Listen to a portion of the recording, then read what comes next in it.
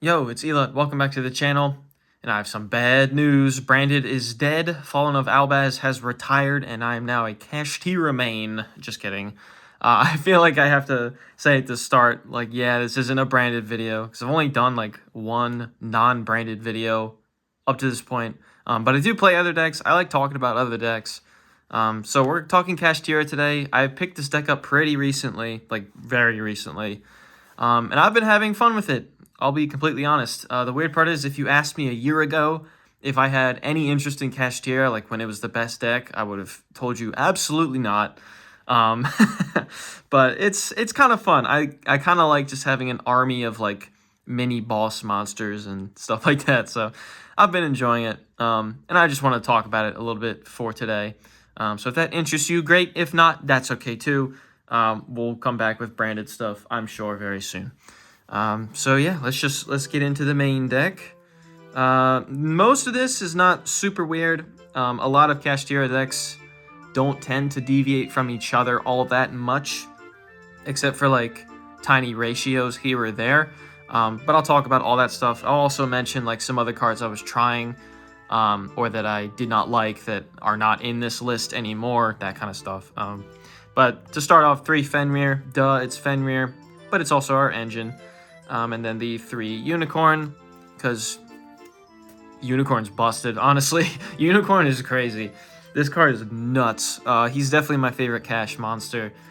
Dude, the spells in Kashtira are nuts. Like, Theosis is great, but Birth is insane. Like, it still blows my mind how insane that card is. So yeah, shout out to Unicorn, I guess. And then the 3 Rise Heart. I've seen plenty of lists that only play 2, and then some lists that play 3. This deck absolutely can brick, and I'm trying to avoid that as much as possible. And even Rise Heart by itself is not bad, assuming that you open something else. Like, Rise Heart and Birth is still fine, Rise Heart and Theosis is still fine, and that sort of stuff. Or even like Prosperity maybe will get you to something else. So Rise Heart isn't bad to open. Going second, though, I will usually side out the third one, because when going second, you don't need the third one. You don't usually want to open the third one. But for consistency's sake, I like the 3. And then I'm playing 3 more cash monsters, which is the Ogre, and we are playing the Preparations Trap because of that fact. I like Ogre a good bit, actually. The Scareclaw's busted. This card is so sick. I love this card. Just the negating the monster's effects when they battle your cash monsters is kind of insane.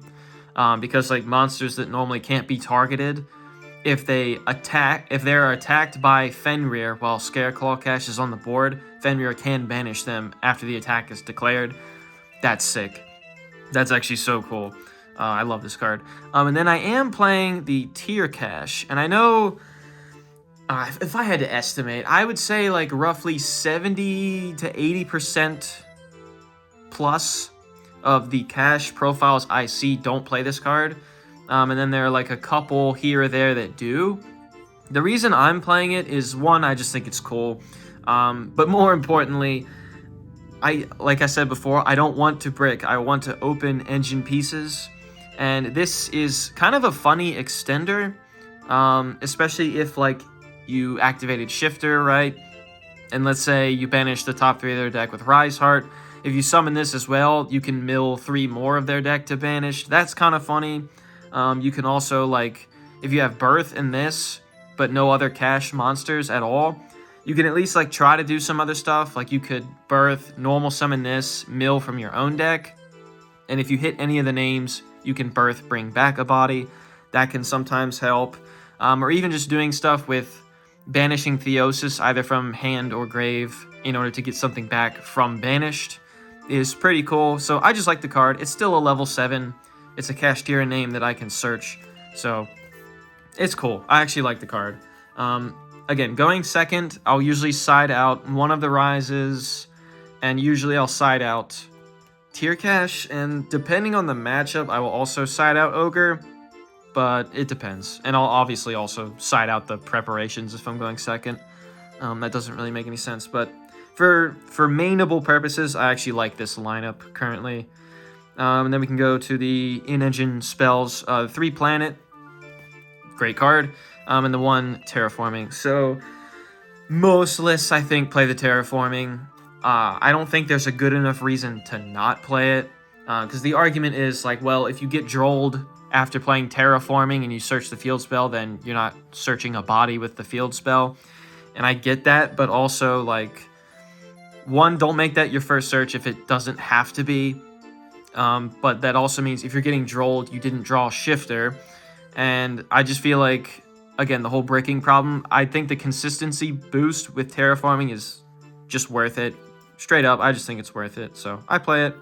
The 3 Birth, this card is absolutely busted.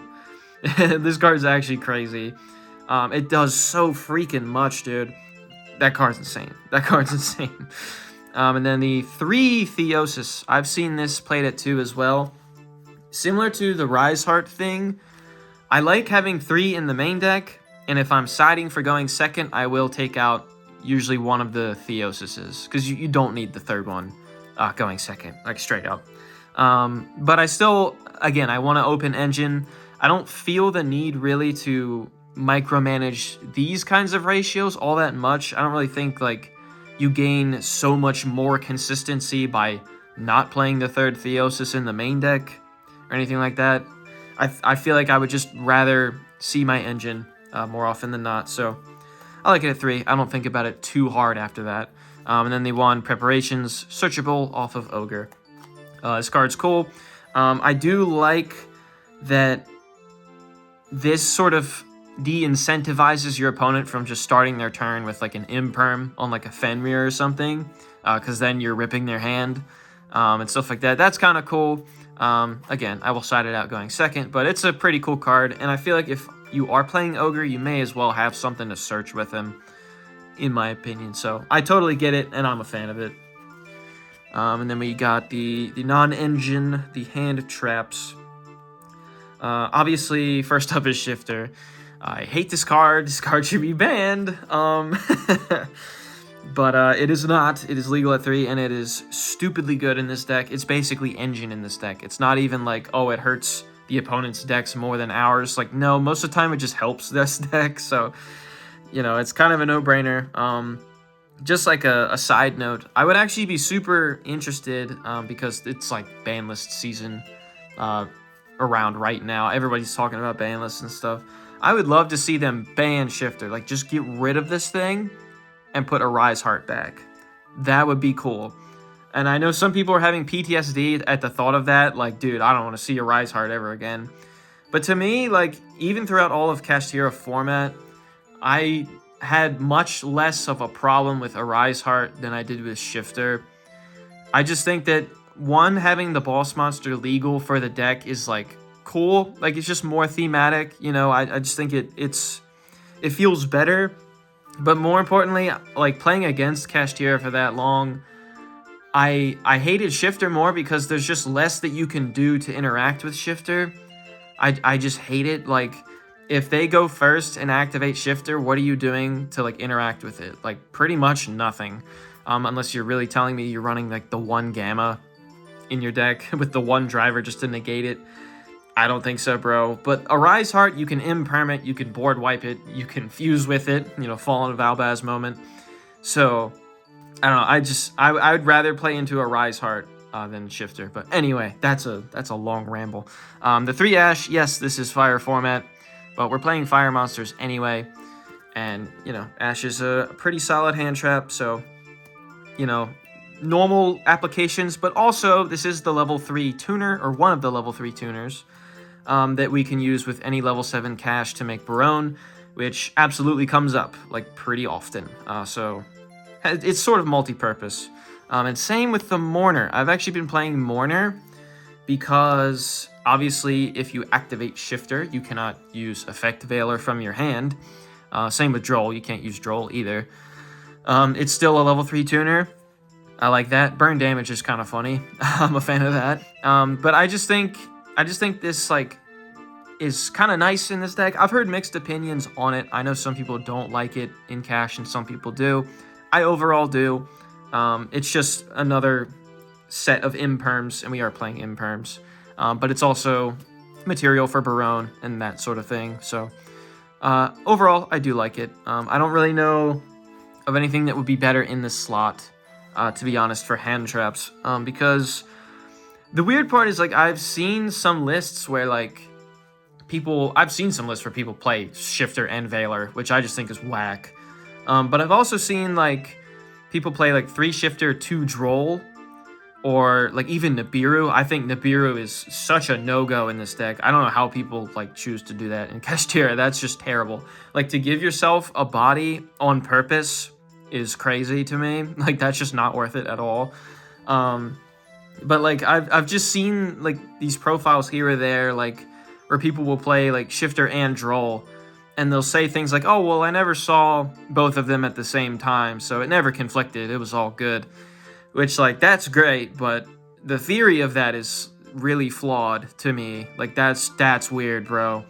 Like, I would just rather, one, not conflict, because this deck already has bricking problems sometimes, but also, like, Shifter is just strictly better than Droll.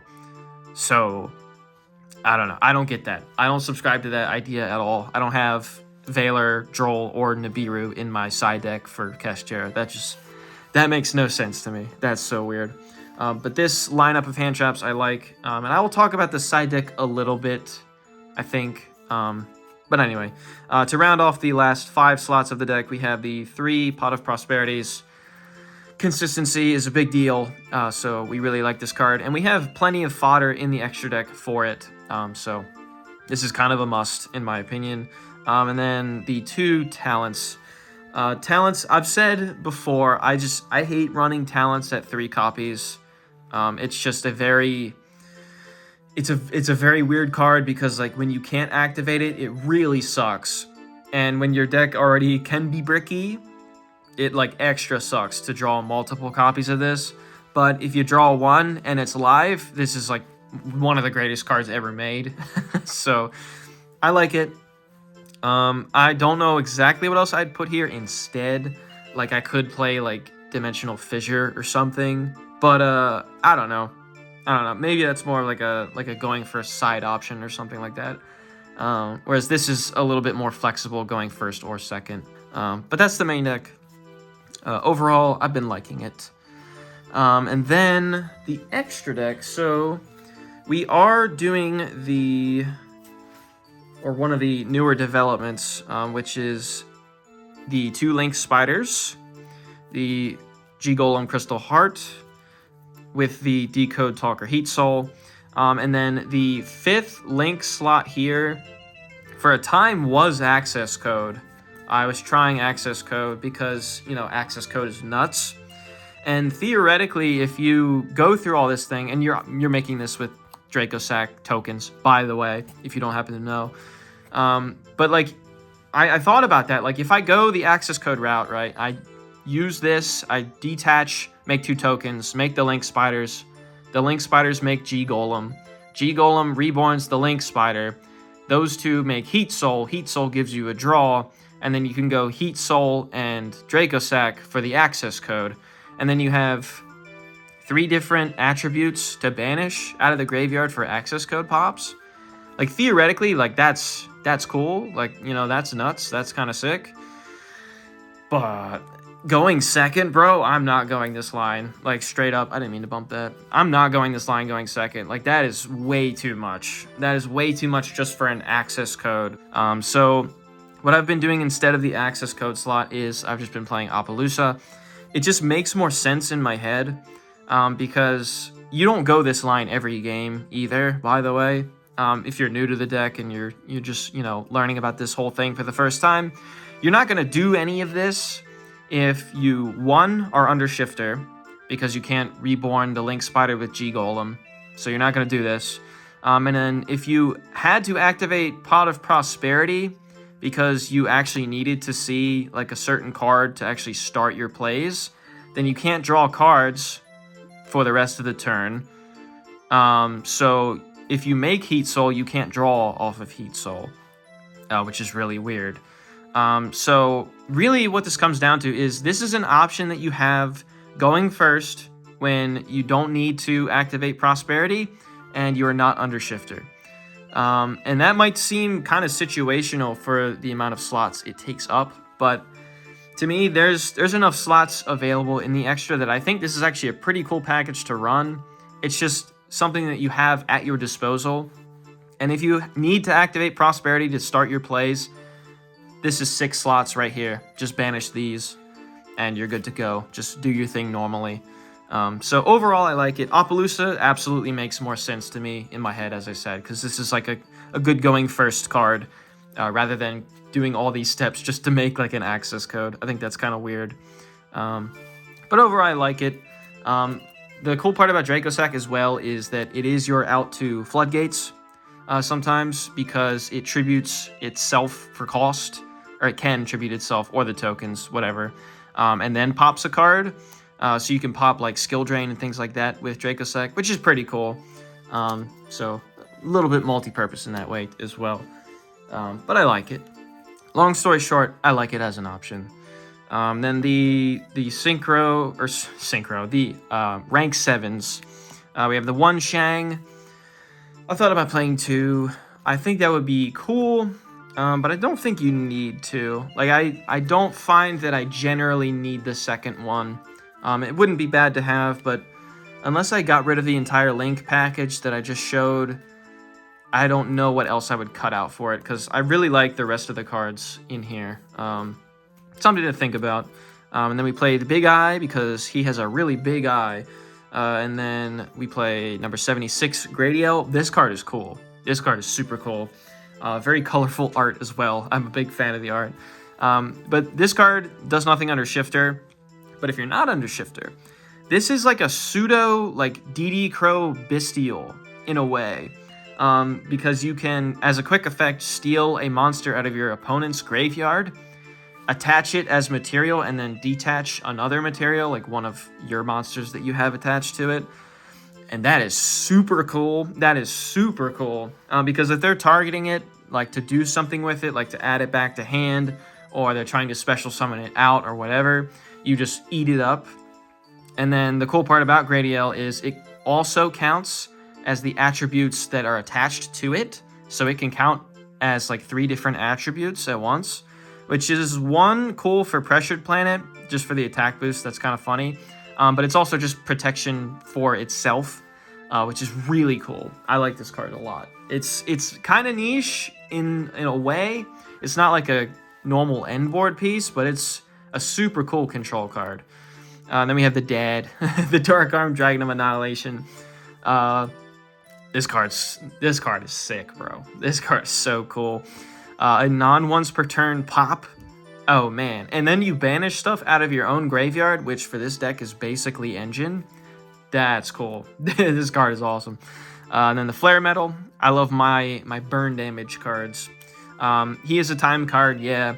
But, I mean, hey, that adds up. He's like the Masquerade of Kashtira, basically.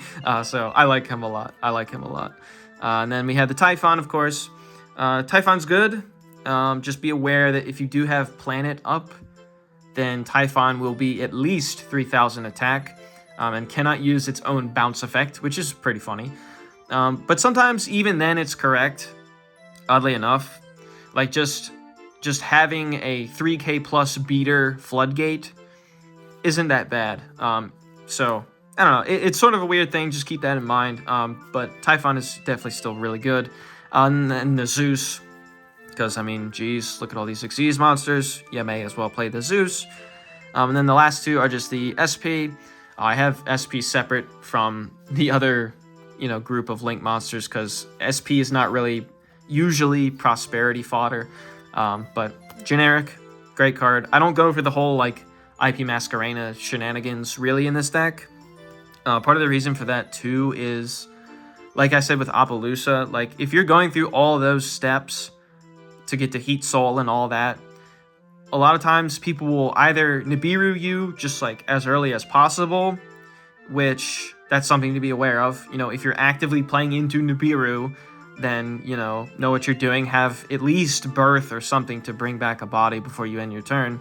But if you go through all those steps and end on Appaloosa, and they don't Nibiru you before you make the Appaloosa, you then have protection from Nibiru, But if you do all that just to make like IP or something, that's like not worth it in my opinion. I don't think I would go into it all that much. So just SP is fine. And then the 15th slot is Barone. Again, any level 3 tuner monster, which are hand traps, not shifter, with any cash is a Barone when you need it. And Barone is nice. Barone is very nice. It's especially cool if you have like if you draw like Unicorn and like duplicate hand traps or something, right? Like you draw 2 Mourner, and Mourners are once per turn anyways. What you can do is special Unicorn, search Birth, normal the second Mourner that you have, the duplicate, make Barone, and then reborn Unicorn with Birth. And then if you have like other extenders in your hand, like Theosis, you can get the Fenrir after that, since Theosis locks you to Xyz after you play it. So you can sequence that in like kind of cool ways, and Barone absolutely comes up. Great card, great card. So yeah, that is the main and the extra decks. I will talk quickly about the side deck. I don't usually do that because side decks change all the time. They change more than main decks, really. But I want to talk about some cards that I've been regularly siding for this deck and ones that I've really liked. So yeah, just give me a second. I gotta get out my side deck. Okay, so the cards that I've been siding in that I really like are as follows. So this deck doesn't need its normal summon most of the time, especially going second. We're a little bit more free to not do that.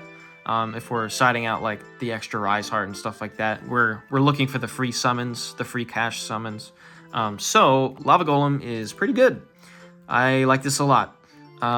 It just frees up so much room, taking care of 2 bodies for free, and we, like I said, don't really need the normal summon most of the time. Anyways, really good. Really like the Lava Golems.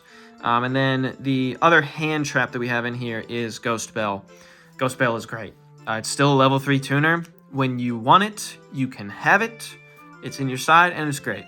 I've actually thought about putting like 1 or 2 bells in the main deck in place of 1 or 2 of the Mourners, but I don't know about that quite yet. I really like it in the side. I don't know how much I would like it in the main deck.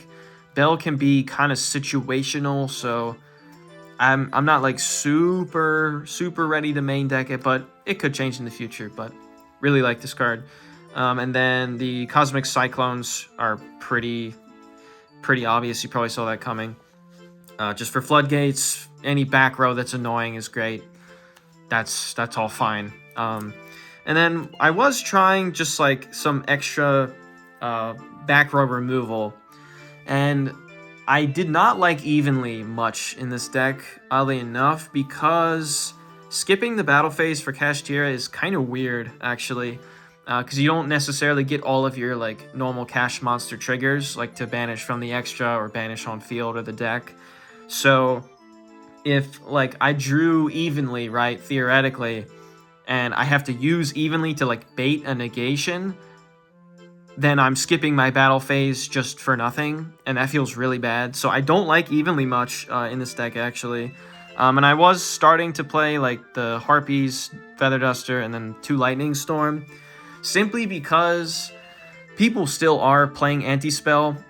So like we're gonna have the Cosmic Cyclones in there, but people were moving much more towards Summon Limit, which gave a little bit more room for the Spell Speed 1 spells. I don't know that I super love these. I've been thinking like leave the Harpies in there, and then maybe take these 2 out and put in like 2 Pankratops or something like that. Just what I've been thinking, because I mean it's a free body on top of a quick effect pop.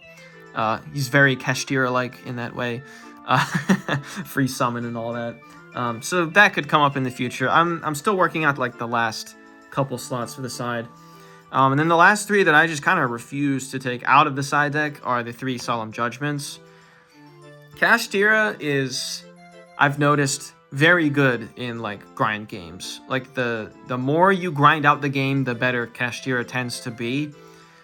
And the biggest weakness of the deck is when you go first, you build your board, you do your normal thing, and then your opponent draws more than 1 just absolute blowout board breaker card. Like they draw like the Duster and the Lightning Storm, or they draw like evenly matched or whatever, and your entire board is cooked. Like you're just done right then and there on the spot. Like, yeah, you can make Barone, but Barone is 1 negate. So if they have a second card, then that really sucks. So Solemn Judgment is just the card to side in first, to avoid those kind of giant blowout things if they come up, or you can just use it for any other generic thing. So I really like this in the side. I think it's like super important when going first, just so you don't like insta-die to board breakers. So that's cool. But yeah, just some quick thoughts on the side deck. Side deck is very much personal preference.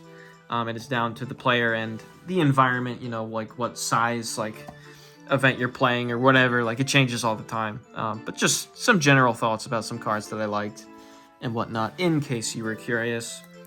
But yeah, that's going to be the deck profile for today. I hope you enjoyed it. If you're normally here for branded stuff and you stuck around, I hope you enjoyed it. Because, you know, I don't think the people that watch my videos are quite used to me talking about other decks that much yet, but hopefully it'll just become normal someday. But anyways, I've rambled enough. Thank you for watching.